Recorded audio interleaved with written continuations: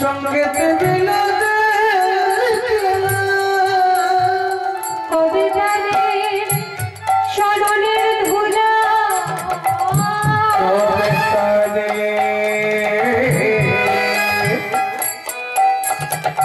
চরণের ধরা কবে জানে স্মরণের ধুলা কবে তারে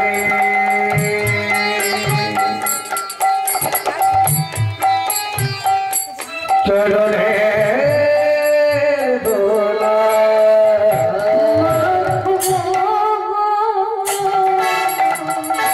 আমি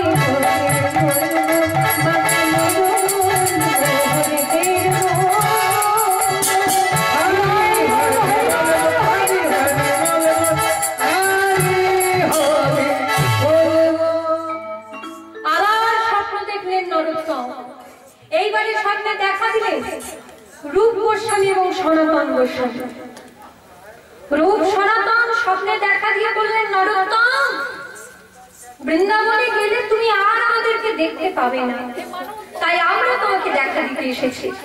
আরেকটা কথা জানাতে এসেছি, দুদিন আগে যে ব্রাহ্মণ তোমাকে কোলের মধ্যে বসিয়ে দুগ্ধ পান করালেন, সেই ব্রাহ্মণ কিন্তু যে সে নয়।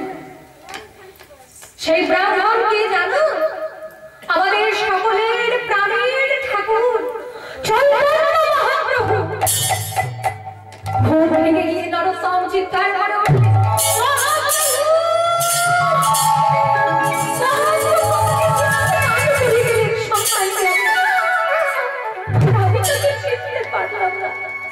আমি তার চরণ দুটো জড়িয়ে ধরলাম না।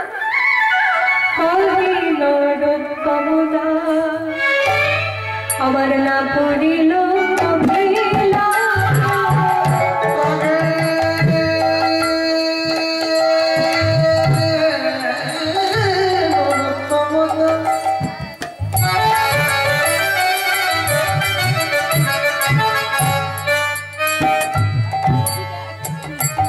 না পড়ল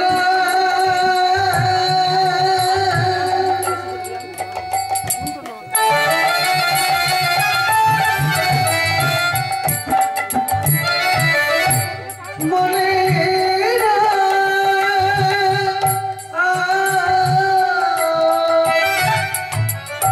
আমি আর ভাবি ব্রজবাস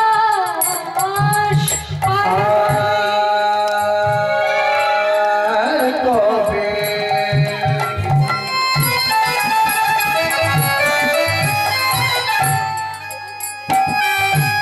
আর কবে ব্রজবাস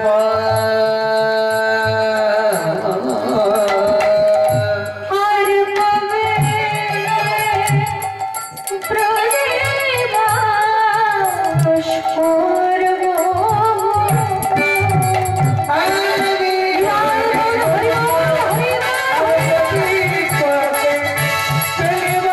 করব।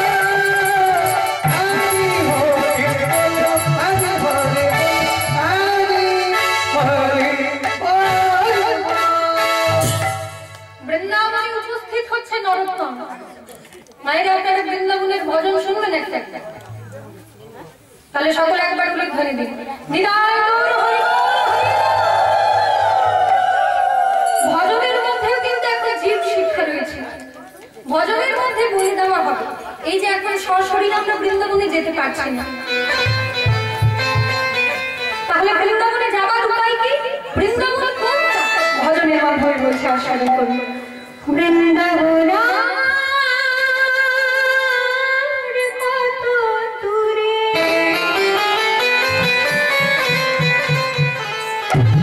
খুঁজে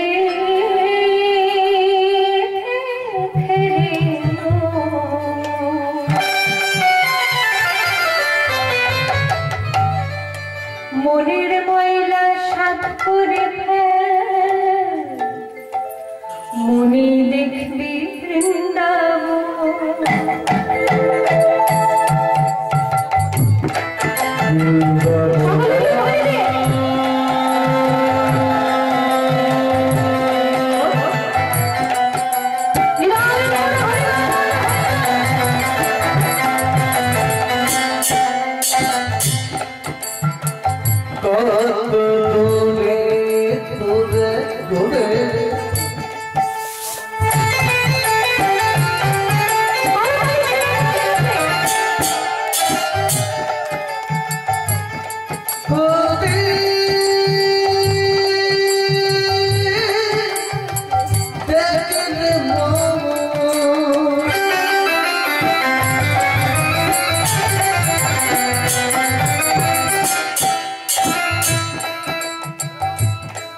মনের ময়লা সাথে করে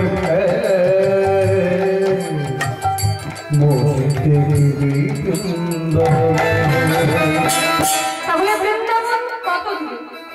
এই দেখুন, আমরা সকলে 3.5 হাতে দেখতে এক মুষ্টি 4 আঙ্গুল, 4 আঙ্গুলি সমান এক মুষ্টি। যে যার হাতে 3.5 হাতে এক হাত সমান 6 মুষ্টি। তাহলে 4 6 24 আঙ্গুলি হলো এক হাত সমান 3.5 হাতে দেখুন। তাহলে 24 into 3 72 আঙ্গুলি, আর 3.5 হাতের সেই 8 হাত মানে 12 আঙ্গুলি। 72 প্লাস 12 কত হলো?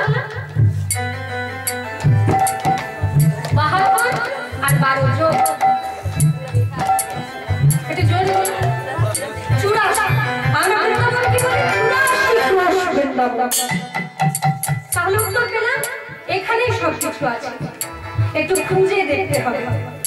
সকল বলি হরি নিরায় বল হরি বল হরি বল বৃন্দাবন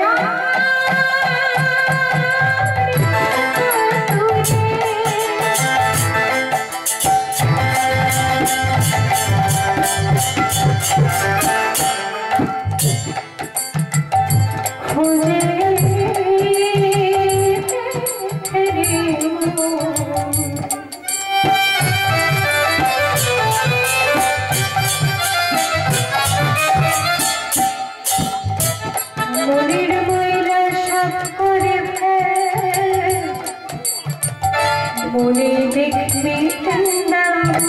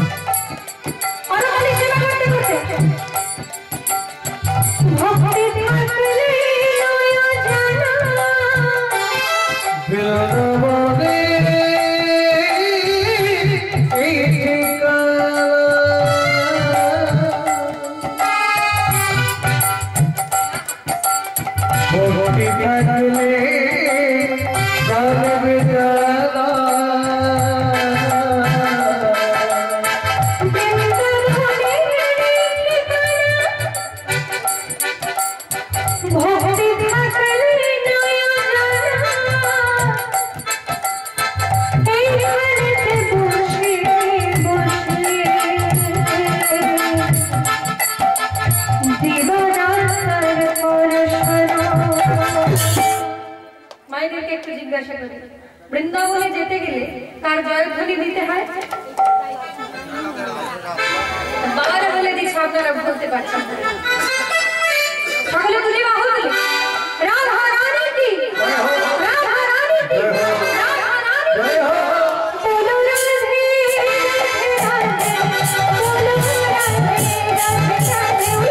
বলো রাধে রাধে, বলো রাধে রাধে, বলো রাধে রাধে রাধে,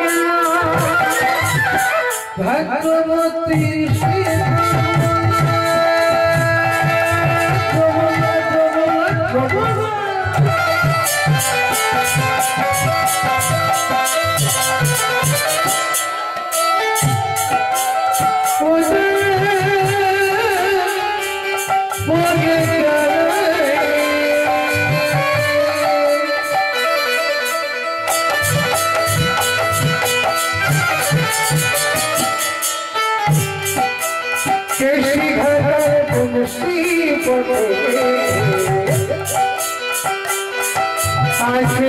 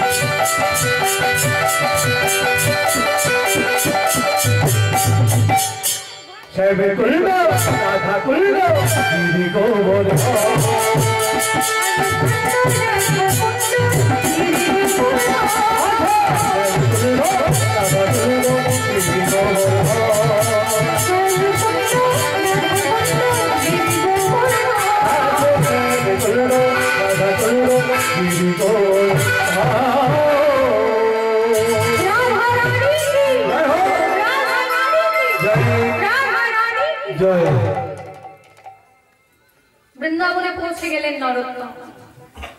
তখনকার দিনে বৃন্দাবনের সর্বশ্রেষ্ঠ আচার্য ছিলেন, বৈষ্ণব আচার্য ছিলেন জীব গোস্বামী বাবা। সেই জীব গোস্বামীর চরণে আত্মসমর্পণ করলেন নরোত্তম। জীব গোস্বামী বাবা, আপনি আমাকে কৃপা করুন। জীব গোস্বামী বাবা নরোত্তমকে বললেন, নরোত্তম, আমি শুনেছি তুমি হলে বাংলার একটা রাজার পুত্র, তা বৃন্দাবনে তুমি কেন এসেছো? নরোত্তম বলছে, আমি বৃন্দাবনে এসেছি গোপী ভাবে সাধনা করবার জন্য। বাহ! কিন্তু নরোত্তম, আমি তো তোমাকে দীক্ষা দিতে পারবো না, কারণ যতদূর আমি তোমার মুখে শুনেছি আমার দুই জ্যাঠা বোন রূপ গোস্বামী এবং সনাতন গোস্বামী তারা তোমাকে স্বপ্নে দর্শন দিয়েছেন। তাদের কৃপা যখন তুমি আগে পেয়েছো, আমি তোমাকে দীক্ষা দিলে পরে ঘোড়া ডিঙিয়ে ঘাস খাওয়া হয়ে যাবে। তাই রূপ সনাতনের সমকক্ষ কোনো বৈষ্ণব আচার্যের কাছে তোমাকে দীক্ষা নিতে হবে। তারপর রূপ গোস্বামী আমার শুধু জ্যাঠা বলি নয়, তিনি আমার গুরুদেব। তাই তাদের সমকক্ষ কোনো বৈষ্ণব আচার্যের কাছে তোমাকে দীক্ষা নিতে হবে। রূপ সনাতনের সমকক্ষ একজন বৈষ্ণব আচার্য বৃন্দাবনে রয়েছে, তিনি হলেন লোকনাথ গোস্বামী বাবা। এই লোকনাথ গোস্বামী আর লোকনাথ বাবা একজন নয়, কিন্তু দুজনে আলাদা মহাপুরুষ। লোকনাথ গোস্বামীর চরণে শরণাপন্ন হলো নরোত্তম। লোকনাথ গোস্বামী বললেন, দেখো নরোত্তম, সহজ কথা সহজ করে বলাই ভালো। আমি কাউকে দীক্ষা দিইনি, আর আমি আজও বলছি আমি কাউকে দীক্ষা দেব না। তুমি এই দীক্ষার ব্যাপারে আমাকে আর কখনো পীড়াপিড়ি করবে না। আমি কাউকে দীক্ষা দেব না, আমি এই সংকল্প করেছি। নরোত্তম মনে মনে চিন্তা করলে, গুরুদেবের চরণে আমি শরণাপন্ন। তিনি দীক্ষা দেয় না ভালো কথা, আমি তার এমন সেবা করব। যদি দীক্ষা দেন ভালো কথা, আর যদি দীক্ষা না দেন আমি পরজন্ম পর্যন্ত ওনার জন্য অপেক্ষা করব, অন্য কারোর কাছে আমি যাব না। এই যে তাকে গুরুপদে বরণ করে নিল নরোত্তম। এবার নরোত্তম কি করছে দেখবে। নরোত্তম গুরুদেবের লুকিয়ে লুকিয়ে সেবা করতে লাগলেন। কিরকম? লোকনাথ গোস্বামী যে বাগান থেকে ফুল তুলে আনেন কৃষ্ণ সেবার জন্য, নরোত্তম আগে গিয়ে সেই বাগান থেকে ফুল তুলে এনে মন্দিরে রেখে দেয়। তুলসী পাতা আগে থেকে চয়ন করে এনে মন্দিরে রেখে দেয়, যাতে গুরুদেবের পুজো করতে সুবিধা হয়। সেই সুযোগ করে দেয়, জামা কাপড় ধুয়ে ঝুলিয়ে রাখে। এবার লোকনাথ গোস্বামী তো বুঝতে পারছে না কে করছে এইসব সেবা। তিনি কারো সেবা চান না, তাই তিনি বারবার বিরক্ত হচ্ছেন। তিনি বুঝতেই পারছেন না কে তার লুকিয়ে লুকিয়ে সেবা করছে।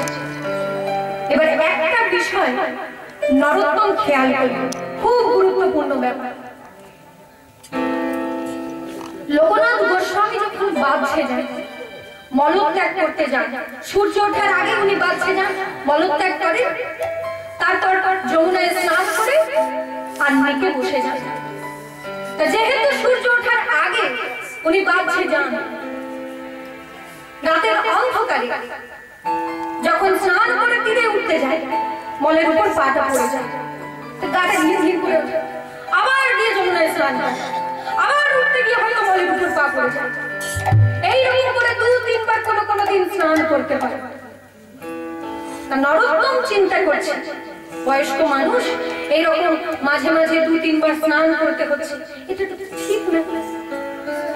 এবার নরোত্তম যে কাজটা করছে দেখুন, লোকনাথ গোস্বামী যখন কোথাও মলত্যাগ করছে, মলত্যাগ করার পর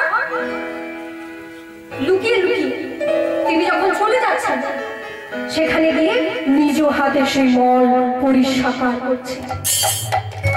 এবং এটা একদিন না, দিনের পর দিন নিজ হাতে সেই গুরুদেবের মল পরিষ্কার করছে। এবার একদিন লোকনাথ গোস্বামী চিন্তা করল যে আগে তো আমার মাঝে মাঝে মলের উপর পা পড়ে যেত, কিন্তু এখন তো সেই রকম কিছু হচ্ছে না, তাহলে এটা কি কেউ পরিষ্কার করছে? আর যদি মল শৃগাল পুকুরে ভক্ষণ করে, এইরকম করে পরিষ্কার করে দেওয়া তো থাকবে না। তা লোকনাথ গোস্বামী একদিন চিন্তা করলেন, আমাকে দেখতে হবে এটা কে পরিষ্কার করছে। একদিন লোকনাথ গোস্বামী তিনি যখন স্নান করে তীরে উঠে যাচ্ছেন, একটা গাছের আড়ালে লুকিয়ে পড়লেন, দেখে কে সেবা করছে। তা স্নান করে যখন গাছের আড়ালে লুকিয়ে আছে, এমন সময় নরোত্তম সেখানে গিয়ে নিজ হাতে মল পরিষ্কার করছে। দূর থেকে লোকনাথ গোস্বামী আর দাঁড়িয়ে থাকতে পারলেন, ছুটে এসে নরোত্তমকে জড়িয়ে ধরলেন। নরোত্তম, আমি কাউকে দীক্ষা দিই না বটে, দীক্ষা দিলে সে আমার সেবা করবে, সেবা করবে, আর সেবা করলে আমি তার কাছে হয়ে যাব, দিদি হয়ে যাব। কেন দীক্ষা দেন না? লোকনাথ গোস্বামী বলছেন, আমি যদি কাউকে দীক্ষা দিই সে আমার শিষ্য হবে, এবার শিষ্য হলে সে আমার সেবা করবে, সে যদি আমার সেবা করে আমি তার কাছে ঋণী হয়ে যাব। এই ভয়ে উনি কাউকে দীক্ষা দেন না। যেই না লোকনাথ গোস্বামী দেখলেন তার মল পরিষ্কার করছে নিজ হাতে নরোত্তম ছুটে এসে নরোত্তমকে জড়িয়ে ধরল। ওরে নরোত্তম, আমি কাউকে দীক্ষা দিই না বটে, কারণ দীক্ষা দিলে সে আমার সেবা করবে, সেবা করবে। আর তুই আমার কাছে দীক্ষা না দিয়ে আমার সেবা করছিস, সেবা করছি, এমন কেবল পরিষ্কার করছিস, পরিষ্কার করছি। ওরে নরোত্তম, তুই আমার জন্মে জন্মে ঋণী হইলি,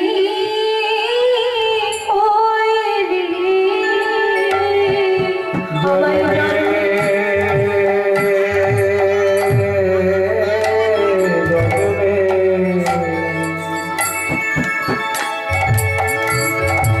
তুই আমায় ঋণী করেছিস, তুই আমায় জন্মে জন্মে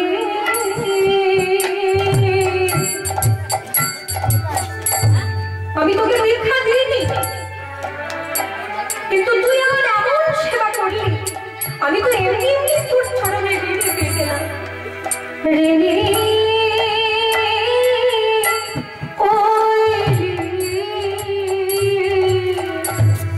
জন্মে জন্মে তুই আমায় ঋণী করলি। এই অযাচিত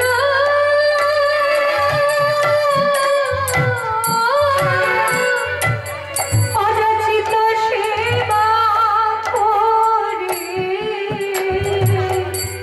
নরোত্তম আমায় জন্মে জন্মে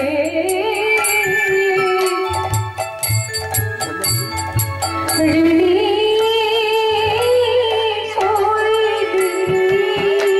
অযাচিত